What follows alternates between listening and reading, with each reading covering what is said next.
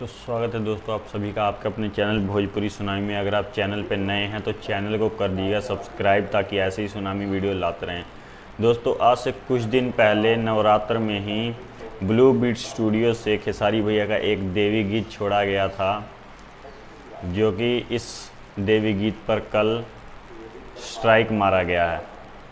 किसी यूट्यूबर का कहना है कि इस गाने पे स्ट्राइक मारा गया है ग्लोबल म्यूज़िक जंक्शन चैनल के थ्रू।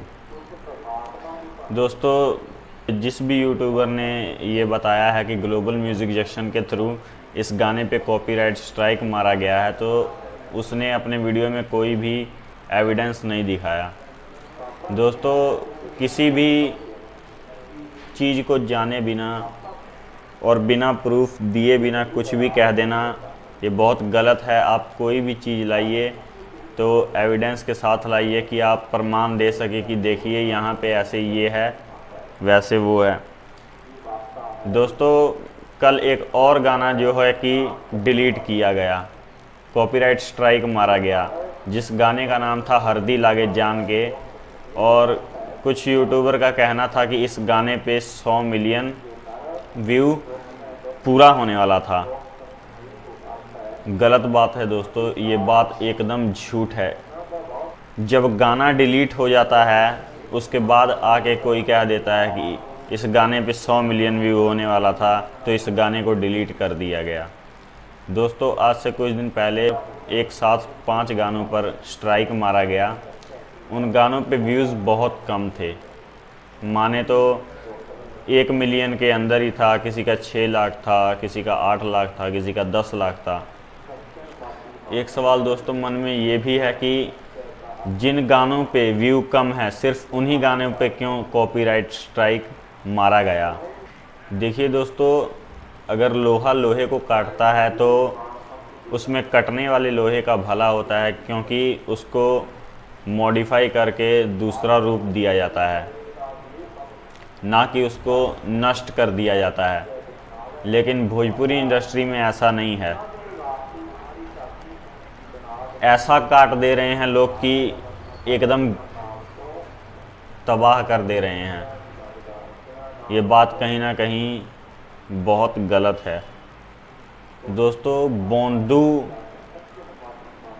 2-3 दिन गाने का कल कोलकाता में प्रेस कॉन्फ्रेंस हुआ, जिसमें कि लाइव में कुछ यूट्यूबर ये आस लगा के बैठे थे कि आज भी खेसारी भैया पवन भैया को टारगेट करेंगे।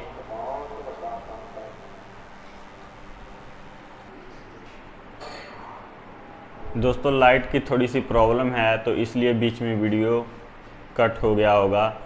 तो बता दें कि जो लाइव कॉन्फ्रेंस में ये आस लगा के बैठे थे कि खेसारी भैया अब टारगेट करेंगे पवन भैया को, तो फिर से हम जाएंगे, कुछ आर्टिकल लगाएंगे और वीडियो डाल देंगे, हमारे वीडियो पे बहुत अच्छा व्यू आ जाएगा। तो दोस्तों उनके मुंह पे तो कालिख पुत गया कल, और खेसारी भैया ने पोत दिया, चाहे वो उनके फ़ैन ही थे, लेकिन उन्होंने उसमें करारा जवाब दिया। दोस्तों हम कुछ नहीं बताएंगे, आप ये ऊपर वीडियो देख सकते हैं, मैं वीडियो इसमें लगा दूंगा, आप देख सकते हैं। खेसारी भैया उनकी गायकी देखकर मैं बड़ा हुआ हूँ। दोस्तों पवन सिंह और खेसारी लाल यादव ये दो नाम कभी अलग हुए ही नहीं। ये शुरू से एक थे और लास्ट तक एक रहेंगे। अगर छपरी यूट्यूबरों, अगर तुम ना नीचे से इनके जड़ को हिलाओ तो किसी भी बात पे उठ के चले आते हो, आर्टिकल लगा के कुछ डाल दिया, कभी कुछ डाल दिया। आज से 10 साल पहले मूवी आया था देवरापा मनवा डोले खेसारी लाल का, उसमें एक गाना था कि रूपवा सलोना ए धनिया।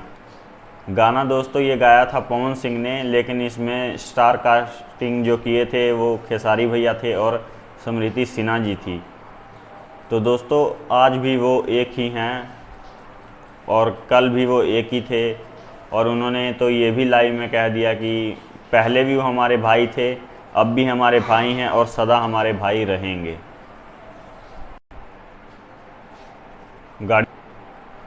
दोस्तों मेरे मन में एक और सवाल है, अगर आपने दोनों का लाइव कॉन्फ्रेंस देखा है, लाल घाघरा का और बोंधू 3 दिन 2.0, तो जो लाल घाघरा था वो साथ में शिल्पी राज ने भी गाया था।